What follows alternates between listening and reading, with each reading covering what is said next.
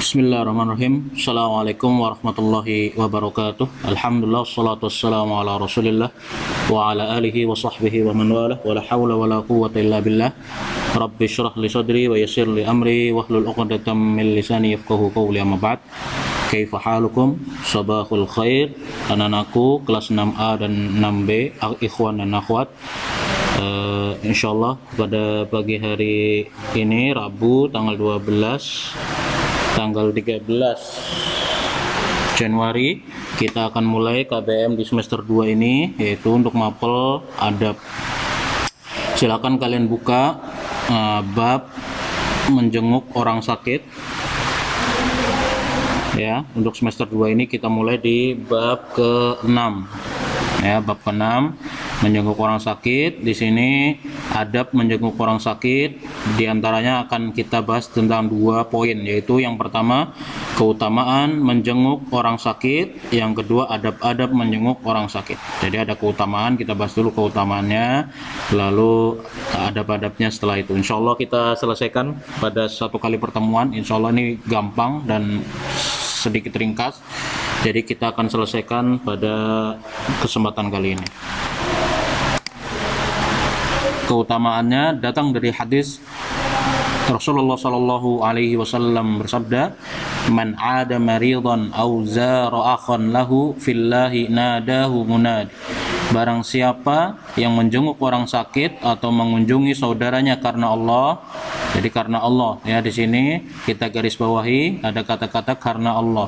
Jadi kalau bukan karena Allah, ya tidak termasuk pada hadis ini. Contoh, emang ada ustadz yang tidak karena Allah. Ada contoh orang yang ingin menjenguk orang lain tapi karena di belakangnya ada contoh, ada urusan bisnis, ada urusan tertentu, ya kan? Itu bukan karena Allah, karena dia ingin mendapatkan simpati orang yang sakit itu, contoh gitu. Seperti itulah, ya.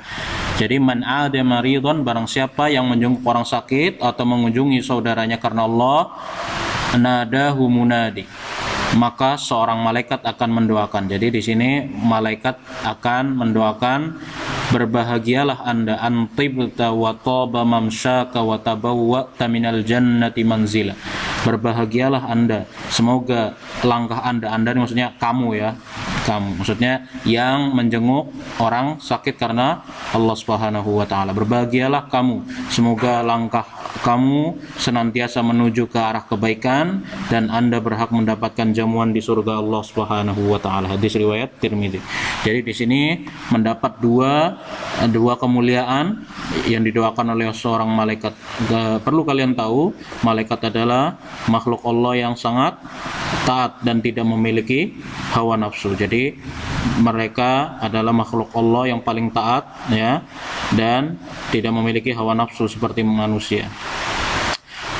Dan apa yang didoakan oleh malaikat tersebut, berbahagialah Anda, berbahagialah kamu. Jadi yang akan didoakan oleh malaikat ya, semoga langkah kamu senantiasa menuju ke arah kebaikan. Jadi didoakan oleh malaikat untuk selalu dibimbing langkahnya, untuk selalu diberi petunjuk setiap perjalanannya menuju ke arah kebaikan. Masya Allah, ya. Dan Anda berhak mendapatkan jamuan di surga, dan mendapatkan jamuan di surga. Masya Allah. Hadis riwayat Tirmidzi. Jadi ada 2. Kalau ditanya apa keutamaan atau manfaat apa manfaat dari menjenguk orang sakit, kalian tulis ini, ya. Yang pertama ini tolong garis bawah pakai stabilo. Ini ada di buku kalian, ya. Di buku kalian stabilo nih. Semoga langkah Anda senantiasa menuju ke arah kebaikan. Ini 1. Yang kedua, Anda berhak mendapatkan jamuan di surga. Oke. Ustadz, saya mau pakai bahasa saya sendiri. Boleh.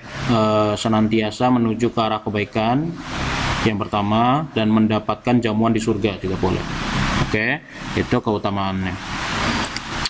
Lalu kita masuk ke adab-adab menjenguk orang sakit. Yang pertama, pilihlah waktu yang sesuai dengan tepat. Jadi jangan kita abai atau jangan kita sembarangan ketika ingin menjenguk orang sakit. Ketika kita di rumah sakit aja, kalau kalian pernah ke rumah sakit, kalian tahu jam-jam untuk membesuk orang sakit. Nah, sama seperti itu. Jadi tidak sembarang orang menjenguk orang sakit. Habis Isya, ya. Contoh habis Isya itu juga dilarang oleh Rasulullah SAW. Jadi menjenguk orang sakit seperti bertamu. Adab seorang Muslim bertamu ke rumah saudaranya. Jangan siang hari, ya. Jangan siang hari karena itu waktu orang istirahat. Jangan setelah Isya, ya. Mungkin kalau setelah Isya ada yang ingin diobrolkan, ya boleh, tapi jangan terlalu malam. Ya. Itu untuk yang bertamu. Tapi untuk yang menjenguk orang sakit, jadi sesuai pilih waktu. Pagi itu pagi boleh, pagi atau sore itu pas waktunya, ya. Lalu setelah memilih waktu, kedua ketika mendatangi ruangan atau rumah si orang yang sakit ini, ucapkan salam, ketok pintunya, ucapkan salam, dan meminta izin. Jangan melebihi dari 3 kali. Jadi ketok pintunya, assalamualaikum, 3 kali. Jika tidak ada jawaban, walaupun kita tahu di dalam ada orang, maka kita tidak boleh tetap memaksa untuk masuk, ya.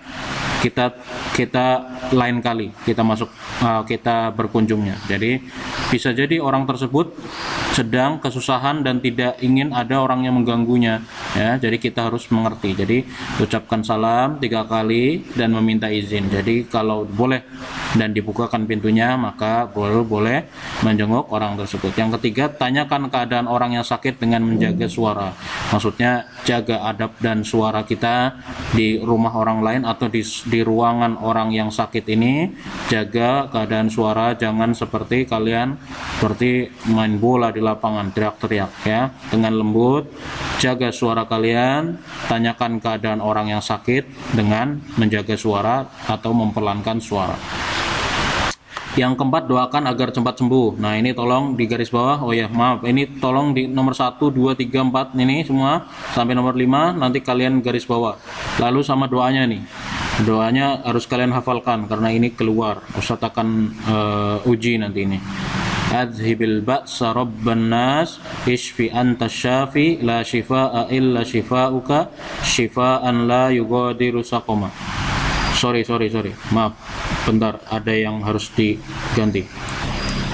Ya, sudah Ustaz ganti ya. Shifaan la yughadiru saqama, ini kalian hafalkan dengan baik, ya. Ini keluar di PTS nanti dan Ustaz pengen nanti kalian hafalkan ini dengan baik, ya.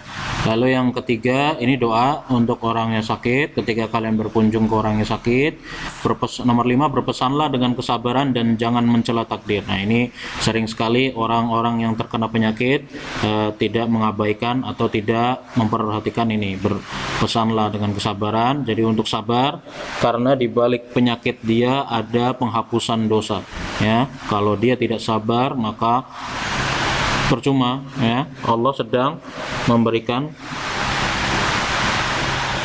kemurahan hatinya untuk menghapus dosa-dosanya, ya, dan jangan mencela takdir, ya. Ini sangat penting. 5 ini di dalam buku ada beberapa, ada lebih dari 5. Ustaz pilihkan 5 ini, kalian garis bawah yang 5 ini, ya. Tolong, ya. Yang lainnya Ustaz saya mau garis bawah enggak? Boleh tidak, boleh iya. Tapi Ustaz lebih condong ke yang 5 ini. Kalian garis bawah atau stabilo yang 5 ini, oke? Seperti itu saja. Barakallahu fikum. Insyaallah pekan depan kita akan latihan soal, ya. Wassallallahu ala nabiyina Muhammad. Subhanakallahumma wa bihamdika asyhadu an la ilaha illa anta astaghfiruka wa atubu ilaik. Assalamualaikum warahmatullahi wabarakatuh.